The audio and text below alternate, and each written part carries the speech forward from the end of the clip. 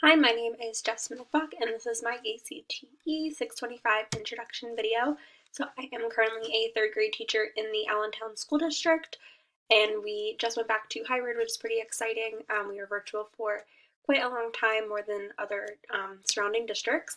I graduated from Moravian College in December 2019 with my BA in psychology and my pre-K to 4 teaching certification, and I am currently pursuing my master's of education in assessment, curriculum, and teaching with a concentration in STEM education.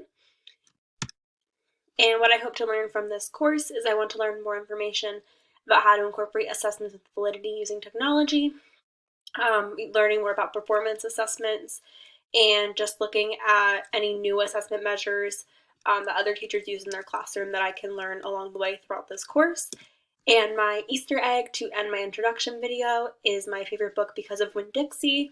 My students and I have been currently reading this book as a read aloud, and they've been really enjoying it. My class has a shared love for dogs, so this is something they look forward to at the end of every day. But I look forward to getting to know everyone and watching your introduction videos as well. Have a good day.